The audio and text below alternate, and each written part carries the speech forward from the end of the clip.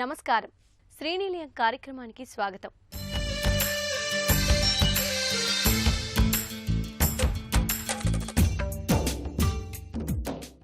ఇంటి నిర్మాణంలో వచ్చిన నూతన పోకడలు, ఇంటి ముస్తాబుకు సంబంధించిన తాజా విశేషాలు, స్థానిక సంస్థలు అందిస్తున్న సదుపాయాలతో మీ ముందుకొచ్చింది ఈ వారం శ్రీనిలయం. సొంతిల్లు ప్రతి ఒక్కరి కల. సొంతింటిని నిజం చేసుకునే క్రమంలో గృహ రుణం తీసుకుంటూ ఉంటాం. మొదటిసారి ఇల్లు కొనుగోలు చేస్తున్న వారు, ఇప్పటికే ఉన్నదాన్ని మార్చి పెద్దది తీసుకోవాలనుకున్నవారు కొన్ని ఆర్థిక విషయాలను పరిశీలించాకే నిర్ణయం తీసుకోవాల్సి ఉంటుంది. ఇంటి రుణం ఒక దీర్ఘకాలిక ఒప్పందం. దీన్ని తీర్చేందుకు కనీసం 15 నుంచి 30 ఏళ్ల సమయం పడుతుంది. కొంతకాలం పాటు క్రమం తప్పకుండా వాయిదాలు చెల్లిస్తూ, మరోవైపు ఇతర ఆర్థిక లక్ష్యాలను ఇబ్బంది లేకుండా చూసుకోవాల్సి ఉంటుంది.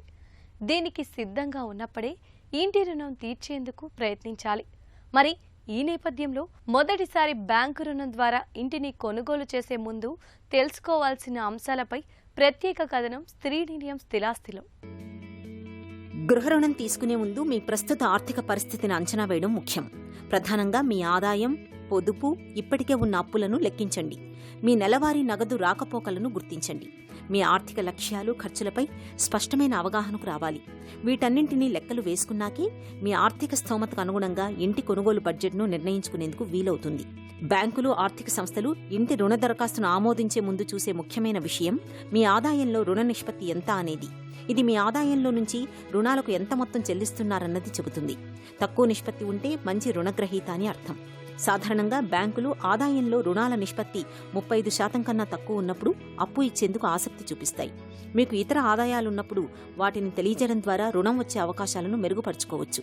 ఇంటి కొనుగోలు కోసం ముందుగా కొంత మొత్తాన్ని చేతి నుంచి చెల్లించాల్సి వస్తుంది. దీన్ని డౌన్ పేమెంట్ అంటాం. ఇంటి కొనుగోలు ధరలో దాదాపు 20% వరకు చేయడం మంచిది. కొంతమంది రుణదాతలు మొత్తం ఇంటి విలువకు రుణం ఇస్తారు. ఇందులో ఏది ఎంచుకోవాలన్నది సొంతంగా ఆలోచించి నిర్ణయం తీసుకోవాలి. ఇంటిని కొనుగోలు చేయడానికి గృహ రుణం తీసుకునే ముందు మీ ప్రస్తుత ఆర్థిక పరిస్థితిని అంచనా వేయాలి. అలాగే మీ ఆదాయం, పొదుపు, నెలవారీ ఖర్చులను లెక్కించండి. మరి మీ ఆర్థిక లక్ష్యాలు ఎలా ఉండాలో ఇప్పుడు నిపుణుల మాటల్లో తెలుసుకుందాం. ఏ రుణ సంస్థ అయినా సరే మన ఆదాయాన్ని తగినట్టుగా వాళ్ళు నిర్ణయం చేసుకొని మన ఆదాయంలో ఎంతవరకు మనకు రుణం ఇవ్వచ్చు అనేది రుణ సంస్థ నిర్ణయం చేసుకున్న తర్వాతనే మనకు ఆ రుణ సదుపాయం అనేది కలుగుతుంది. అయితే ముందుగా అసలు మనకు ఎంత కావాలి? సామాన్యంగా ఏ బ్యాంక్ అయినా సరే లేదా ఇతర రుణ సంస్థ అయినా సరే ప్రాపర్టీ వాల్యూలో 80% కానీ 75% కానీ, కొన్ని ప్రైవేట్ సంస్థలు అయితే దాదాపు 100% కూడా మనకు లోన్ కింద ఇచ్చేటువంటి అవకాశం ఉంది. ఇక్కడ మనం ఇంకొక విషయం ఆలోచించాల్సింది ఏంటంటే, ఇతరత్ర రుణ సంస్థలు ఇచ్చేస్తున్నాయి కదా అని 100% తీసుకోవడం అనేది ఒక రకమైనటువంటి ఇబ్బందికర పరిస్థితే వస్తుంది. ఎందుకంటే మనం 100% తీసుకున్నప్పుడు దానిపైన ఈఎంఐ కావచ్చు, వాళ్ళు 100% ఇస్తున్నారు అంటే రేట్ ఆఫ్ ఇంట్రెస్ట్లో పెరుగుదల కావచ్చు ఉండే అవకాశం ఉంటుంది. కాబట్టి ముందుగా మనం ఈ 20% కాకుండా చాలా మటుకు రిజిస్ట్రేషన్ ఛార్జెస్ అయితేనేమి, జిఎస్టీ అయితేనేమి, డాక్యుమెంటేషన్ ఛార్జెస్ అని ఇతరత్ర ఇలాంటి ఖర్చులు కూడా వచ్చే అవకాశం ఉంది. ముందుగా మనం బడ్జెట్ ప్లానింగ్ లేకుండా ఇంటి కొనుగోలు అనేది ఒక రకంగా ఇబ్బందికర పరిస్థితి తెస్తుంది. చాలా సందర్భాల్లో ఆ శాతం ఎలా ఉంటుందంటే 30% నుంచి 70% దాకా మన నెలవారీ నెట్ ఇన్కమ్ అంటారు. అంటే మనకు వచ్చేటువంటి ఇన్కంలో మన డిడక్షన్స్ ఏవైతే ఉంటాయో అవి పోగా మనకు వచ్చేటువంటి నెట్ ఇన్కంలో 30% నుంచి 70% దాకా వాళ్ళు తీసుకొని అందులోనే వాళ్ళు క్యాల్కులేట్ చేసి మనకు రుణ సదుపాయం అనేది ఇస్తారు. అయితే ఈ 30% నుంచి 70% మనకు ఏదైతే క్యాల్కులేట్ చేస్తున్నారో మనకు ఎగ్జిస్టింగ్ ఉన్న రుణాలన్నీ కూడా, ఆ ఈఎంఐలన్నీ కూడా అందులోనే ఉండాల్సి ఉంటుంది. కాబట్టి ఇక్కడ మనం గుర్తుంచుకోవాల్సింది ఏంటంటే, ఇంటి రుణం కావచ్చు, ఇతరత్ర రుణం కావచ్చు, దేనికైనా రుణానికి వెళ్ళేటప్పుడు ముందుగా మనము మన దగ్గర ఎంత శాతం మేరకి ఈఎంఐ కింద కట్టగలుగుతాము, ఇప్పుడున్న ఎగ్జిస్టింగ్ ఈఎంఐస్ ఏంటి, వాటిలో ఎన్ని క్లోజ్ చేసుకోగలుగుతాము. సో ఇది చాలా ముఖ్యమైన విషయం. కాబట్టి అవసరం మేరకు మాత్రమే, వాళ్ళు ఇచ్చేస్తున్నారని కాకుండా అవసరం మేరకు మాత్రమే మనం రుణ సదుపాయాన్ని తీసుకోవడం అనేది చాలా మంచిది. మీ చేతిలో మిగులు మొత్తం ఉన్నప్పుడు సాధ్యమైనంత వరకు ముందస్తు చెల్లింపు చేసి రుణం తీసుకోవడమే మంచిది. దీనివల్ల దీర్ఘకాలంలో వడ్డీ భారం తగ్గుతుంది. కొత్త ఇంటిని కొనుగోలు చేసినప్పుడు గృహ రుణ వాయిదాలకు మించి చూడాల్సిన ఖర్చులు ఎన్నో ఉంటాయి. ఆస్తి పన్ను, నెలవారీ నిర్వహణ రుసుములు, ఇంటి మరమ్మతులు, బిల్లులు ఇలా పలు ఖర్చులు ఉంటాయి. వీటన్నింటికీ కొంత మొత్తం విడిగా ఉండేలా చూసుకోవాలి. లేకపోతే ఆర్థికంగా ఇంటి రుణం తీసుకోవాలని అనుకున్నప్పుడు మీ దీర్ఘకాలిక లక్ష్యాలను పరిశీలించండి. ఒక్కసారి రుణం తీసుకున్న తరువాత మీ ఆదాయంలో అధిక భాగం ఈ రుణ వాయిదాకే వెళుతుంది. మీ భవిష్యత్తు ఆర్థిక లక్ష్యాల విషయంలో కొంత రాజీ పడక తప్పని పరిస్థితి వస్తుంది. కాబట్టి ఈ విషయంలో ముందే తగిన జాగ్రత్తలు తీసుకోవాలి. ఊహించని సంఘటనలు ఎదురైనప్పుడు కుటుంబానికి తగిన ఆర్థిక భరోసాను కల్పించాలి. ఇందుకోసం లోన్ కవర్ టర్మ్ పాలసీని ఎంచుకోవాలి. దీంతోపాటు మీ వార్షికాదాయానికి 10-12 రెట్ల వరకు టర్మ్ లైఫ్ ఇన్సూరెన్స్ తీసుకోవడం మర్చిపోవద్దు. ఇంత కష్టపడి ఇంత డబ్బులు మీరు అప్పుగా తీసుకొని ఒక చక్కటి గృహాన్ని మీరు కట్టుకోవడం కావచ్చు, లేదంటే కొనుగోలు కావచ్చు చేసినప్పుడు తప్పనిసరిగా మనం ఆలోచించాల్సింది ఏంటంటే ఇన్సూరెన్స్. ఇన్సూరెన్స్ 2 విధాలుగా ఉంటుంది. మొదటిది ప్రాపర్టీ ఇన్సూరెన్స్. అంటే మీరు కొన్నటువంటి ప్రాపర్టీకి సంబంధించి ఏదైనా నేచురల్ కెలామిటీస్ కావచ్చు, లేదంటే ఫైర్ యాక్సిడెంట్స్ కావచ్చు, ఇతరత్ర ఏదైనా ప్రమాదం సంభవించి ఆ ప్రాపర్టీ కనుక ఇబ్బందికర పరిస్థితి వచ్చినప్పుడు ఆ చిన్న మొత్తంలో మీరు కట్టినటువంటి ఇన్సూరెన్స్ అమౌంట్ ద్వారా మొత్తం లోన్ అమౌంట్ని క్లోజ్ చేసి మీకు రుణ విముక్తి కలుగుతుంది. అలాగే లైఫ్ ఇన్సూరెన్స్, ఇది చాలాసార్లు ప్రతిపాదించాం. లైఫ్ ఇన్సూరెన్స్ అనేది చాలా ముఖ్యము. ఈ లైఫ్ ఇన్సూరెన్స్ అనేది మీరు తీసుకున్న రుణానికి లింక్డ్గా వీళ్ళు అన్ని బ్యాంకులు కూడా ఇప్పుడు మీకు ఈ రుణ సదుపాయంతో పాటు మీకు ఇన్సూరెన్స్ కూడా వాళ్ళు కల్పిస్తున్నారు. ఎటువంటి పరిస్థితుల్లో కూడా మీరు ఇతరత్ర ఆలోచన చేయకుండా ఈ ఇన్సూరెన్స్ తీసుకోవడం అనేది చాలా ముఖ్యం. ఎందుకంటే పొరపాటు ఏదైనా జరిగి ఈ రుణగ్రహీత ఎవరైతే ఉంటారో ఆయన లేని పరిస్థితి వస్తే అప్పుడు మీరు కట్టినటువంటి ఇన్సూరెన్స్ ప్రీమియం ద్వారా ఆ లోన్ మొత్తం క్లోజ్ చేసి ఎవరైతే ఈ రుణగ్రహీత సంబంధించినటువంటి లీగల్ హెయిర్స్ ఉంటారో వాళ్ళకి ఆ ప్రాపర్టీని బ్యాంకులు అందించడం జరుగుతుంది. ఇందువల్ల ఏమవుతుందంటే ఎవరైతే లీగల్ హెయిర్స్ ఉంటారో వాళ్ళకి ఇల్లు మాత్రం వస్తుంది కానీ రుణం రాదు. కాబట్టి తప్పనిసరిగా ఈ 2 ఇన్సూరెన్సెస్ని కూడా మీరు తీసుకోవడం అనేది చాలా మంచిది. ఇల్లు అందంగా ఉండాలి, వచ్చిన వాళ్ళు ముచ్చటగా చూస్తుండిపోవాలి, హాయిగా ఉంది, ఇంకాసేపు కూర్చుందాం అనిపించాలి అంటే ఖరీదైన కళాఖండాలతోనూ అద్భుతమైన పెయింటింగ్స్తోనూ ఇంటిని అలంకరించక్కర్లేదు.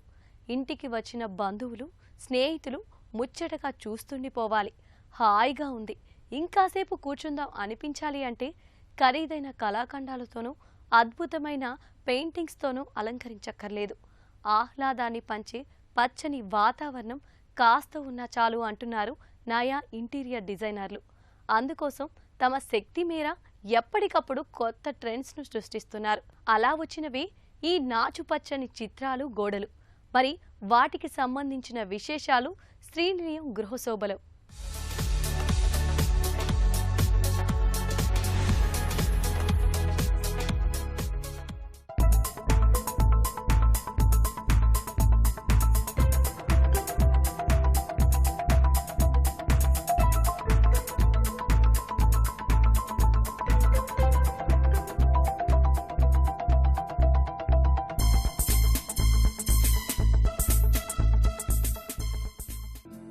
ఇంటివారి అభిరుచికి నిలువెత్తు నిదర్శనమే ఇంటీరియర్ డిజైన్ అంటారు. అది వాళ్ళ జీవన శైలిని, అభిరుచిని చెప్పకనే చెబుతుంది. అందుకే ప్రతి ఒక్కరూ తమ ఇంటిని ఉన్నంతలో అందంగా అలంకరించుకోవాలి అనుకుంటారు. ఇంట్లోకి సహజమైన గాలి, వెలుతురు వచ్చే విధంగా రూపకల్పనపై ఇష్టపడుతున్నారు. అలాగని ఈ గోడ మొక్కల్ని పెంచడానికి మట్టి అవసరం లేదు, నీళ్లు అంతకన్నా అక్కర్లేదు. అందుకే ఆధునిక ఇంటీరియర్ డిజైనర్లు ఈ సరికొత్త గ్రీన్ వాల్స్తో ఇంటికి సరికొత్త అందాన్ని తీసుకొస్తున్నారు. పచ్చదనాన్ని ఇష్టపడేవాళ్లు సాధారణంగా బాల్కనీలోనూ, పెరట్లోనూ లేదా ఇంటి లోపల కుండీల్లో మొక్కల్ని పెంచుకుంటుంటారు. అందం, ఆహ్లాదంతో పాటు చల్లదనాన్ని పంచిస్తాయి. అయితే ఆసక్తి ఉన్నా అంత ఓపిక, తీరిక లేకపోవడంతో చాలామంది పెంచుకోలేరు. దాంతో కొందరు సహజ మొక్కల్ని తలపించే ప్లాస్టిక్నే తెచ్చిపెట్టుకుంటున్నారు. కానీ ఇరుకిరుకు ఫ్లాట్స్లో అవైనా ఎన్ని కుండీలను పెట్టుకోగలరు? ఏదో 1-2 తప్ప. అందుకే గోడకి పచ్చని మొక్కలు ఉంటే ఎంత బాగుంటుంది అని అనుకుంటారు. ఆరు బయట ఎంత పచ్చదనం ఉన్నా అక్కడ ఎక్కువసేపు గడపలేం. టీవీ చూస్తూనో, భోజనం చేస్తూనో హాల్లోనే ఎక్కువగా గడుపుతాం. అందుకే ఆ పచ్చని ప్రకృతిని నట్టింట్లోకి తీసుకొచ్చే ప్రయత్నం చేస్తున్నారు చాలామంది. టీవీ క్యాబినెట్ వెనకో, డైనింగ్కి ముందో, పడక గది గోడకో ఇలా తమకి ఇంట్లో నచ్చే చోట ఈ పచ్చని నాచు గోడల్ని అలంకరిస్తున్నారు.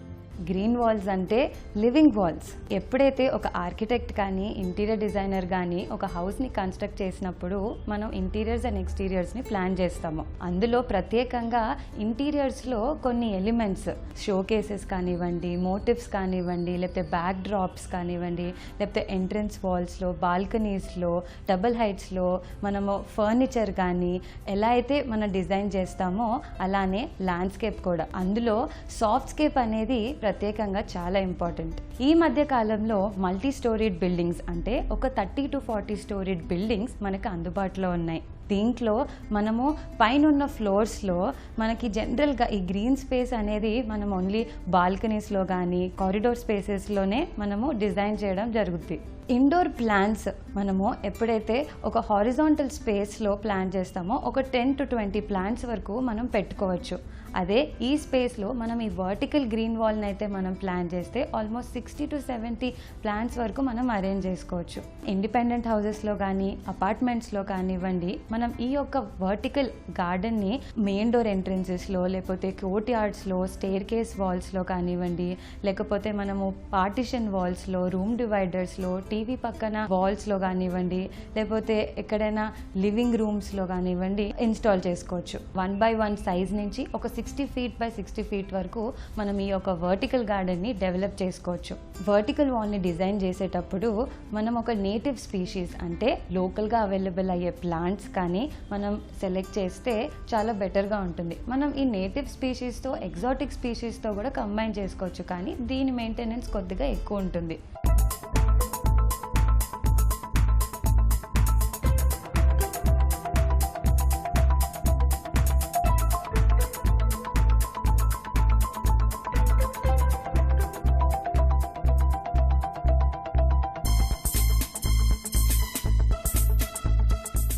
ఇంట్లో పచ్చని వాతావరణం కావాలనుకునేవారు కృత్రిమ మొక్కలతో చేసిన గోడల్ని రూపకల్పన చేసుకోవచ్చు.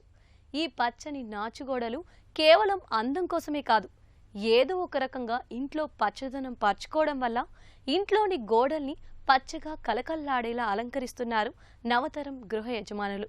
మరి వాటికి సంబంధించిన మరిన్ని విశేషాలు ఇప్పుడు నిపుణుల మాటల్లో తెలుసుకుందాం. ఇందుకోసం ముందుగా గోడ మీద ఏ మేరకు కావాలో అంతవరకు బెండ్తో ఓ బోర్డ్ని తయారు చేస్తారు. దాని మీద ఒక రకమైన నాచుని ఓ పొరలా అతికించుకుంటూ వస్తారు. ఆపై రకరకాల నాచు మొక్కల్ని, కాండాల్ని, బెరడుని అతికించుకుంటూ మొత్తంగా కుంచె చిత్రాన్ని తలపించేలా రూపకల్పన చేస్తారు. మరి ఆ నాచు చనిపోకుండా ఉండాలంటే కొంచెం నీళ్లు, కాస్త ఎండా కావాలి కదా అనిపించడం సహజం. కానీ ఈ గోడల మీద ఉన్నవన్నీ నిజమైన నాచు మొక్కలే కానీ వాటికి జీవం ఉండదన్నమాట. అంటే బాగా పెరిగిన నాచుని తీసుకొచ్చి దాన్ని గ్లిజరిన్తో చర్య జరిపినప్పుడు అది ఆ మొక్కల్లోని నీటిని పీల్చుకుని అవి ఎండిపోకుండా తాజాగా ఉంచుతుంది. అందుకే అవి మట్టి లేకున్నా నీళ్లు లేకున్నా పచ్చగా కళకళ్లాడుతూ ఉంటాయి. అయితే గ్రీన్ వాల్స్ కోసం నీటిని బాగా పీల్చుకునే పీట్ మాస్నే ఎక్కువగా వాడతారు. నిజానికి దీన్ని మొక్కల పెంపకంలోనూ వాడుతుంటారు. ఇవి వాటి బరువు కన్నా 20 రెట్లు ఎక్కువ నీరు లేదా ద్రావణాన్ని గ్రహిస్తాయి. నాచు మొక్కలన్నీ మంచి ఇన్సులేటర్లే. ఇవి ఆయా ప్రాంతాల్లో వాతావరణాన్ని బట్టి అక్కడ పెరిగే చెట్లకు అవసరం మేరకు వేడిని, తేమని అందిస్తుంటాయి. అది జీవం ఉందా లేదా, సహజమైనదా కాదా అన్నది కాకుండా ఇంట్లో పచ్చదనం ఉంటే చాలు అనుకునే వాళ్ళు ప్లాస్టిక్ నాచు లేదా మొక్కలతో అల్లిన గోడల్ని తెచ్చిపెట్టుకుంటున్నారు. వీటిల్లోనూ బోలెడు రకాలు. అచ్చంగా గడ్డితో కొన్ని ఉంటే ఆ గ్రాస్కి చిన్న చిన్న మొక్కల్ని జత చేసి అమర్చినవి మరికొన్ని. ఈ రెండూ కాకుండా రకరకాల ఫెన్స్, క్యాక్టస్, క్రోటన్ మొక్కల్ని మేళవించి చేసిన గోడలు వస్తున్నాయి.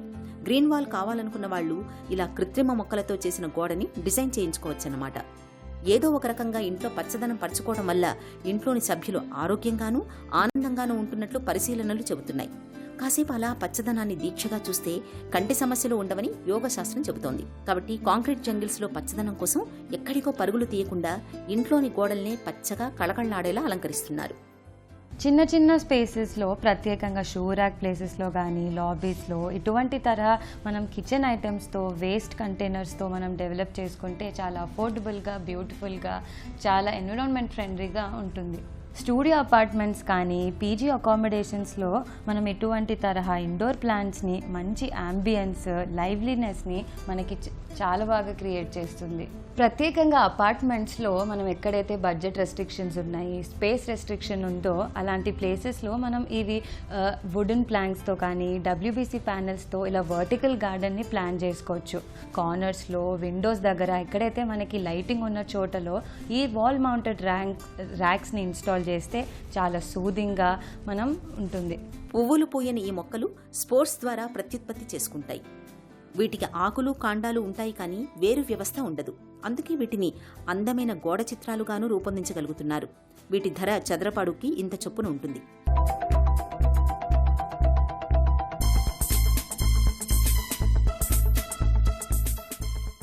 బ్యాక్ డ్రాప్స్లో కానీ ఒక డిఫరెంట్ మోటివ్స్తో, ఆర్టిఫాక్ట్స్తో, మనము యాక్సెంట్ వాల్స్తో మనం ఎలా అయితే డిజైన్ చేస్తామో అదే ప్రైస్తో మనం అఫోర్డబుల్గా మనం ఈ గ్రీన్ వాల్స్ని మనం ఇన్స్టాల్ చేసుకోవచ్చు. సో దానివల్ల ఒక మంచి హెల్దీ ఎన్విరాన్మెంట్ క్రియేట్ అవుతుంది, ఒక ఎయిర్ అనేది ప్యూరిఫై అవుతుంది, లోపల ఒక కూలింగ్ ఎఫెక్ట్ని క్రియేట్ చేస్తుంది, మనకు ఒక సౌండ్ ఇన్సులేటర్ లాగా కూడా మనకి అది బెనిఫిట్ అవుతుంది, నాయిస్ లెవెల్స్ మనకి డిక్రీజ్ అవుతాయి. సో దీన్ని మనం ఒక మంచి ఏస్థెటిక్ ఒక మంచి అంబియన్స్ క్రియేట్ చేసే గ్రీన్ వాల్గా మనం దీన్ని కంపల్సరీగా ఆఫ్ చేసుకోవాలి. ఒక సింపుల్ వర్టికల్ వాల్ మనకి ఒక 600 to 900 రూపీస్ వరకు మనం దాన్ని డిజైన్ చేసుకోవచ్చు. కానీ పెద్ద పెద్ద ప్లేసెస్లో ఒక సొఫిస్టికేటెడ్ ఇరిగేషన్ సిస్టమ్తో మనం ప్లాన్ చేయాలంటే ఒక సుమారుగా 3000 నుంచి 7000 రూపీస్ పర్ SFT వరకు మనకు కాస్ట్ అవుతుంది. సో మన పర్సనల్ చాయిస్ బట్టి, మనకి మన రిక్వైర్మెంట్ బట్టి, మన బడ్జెట్ బట్టి మనం దీన్ని సెలెక్ట్ చేసుకోవచ్చు. అతిథులు ఇంట్లోకి రాగానే ముందుగా ఆకట్టుకునేది ముందు గది అలంకరణ, ఫర్నిచర్. సోఫాల్లో ఆసీనులయ్యాక అందరి దృష్టి మధ్యలో అందంగా ఒదిగి ఉన్న టీపై మీదకు మల్లుతుంది. ఇక అది ఏ కాస్త ప్రత్యేకంగా ఉన్న పరిశీలనగా చూస్తుంటారు వచ్చిన అతిథులందరూ. ఈ అలవాటును బాగా గమనించిన తయారీదారులు కాఫీ టేబుల్ని కళాఖండంగా మార్చేశారు. రకరకాల ఆకృతులతో మనసును దోచేస్తున్నారు. మరి టీపై ఎంత అందంగా ముస్తాబు చేసుకోవచ్చు, ఇందులో వచ్చిన సరికొత్త పోకళ్లు ఎలా ఉన్నాయో తెలుసుకుందాం. ఇది నేటి శ్రీనిలయం. ఈ కార్యక్రమానికి సంబంధించిన అభిప్రాయాలు, సందేహాలు మాకు తెలియజేయండి. మా చిరునామా శ్రీనిలయం, ఈటీవీ రామోజీ ఫిలిం సిటీ, హైదరాబాద్ 501512. మా ఇమెయిల్ అడ్రస్ srinilayam@etv.co.in. మరికొన్ని తాజా అంశాలతో వచ్చే వారం మళ్ళీ కలుద్దాం. అంతవరకు సెలవు. నమస్తే.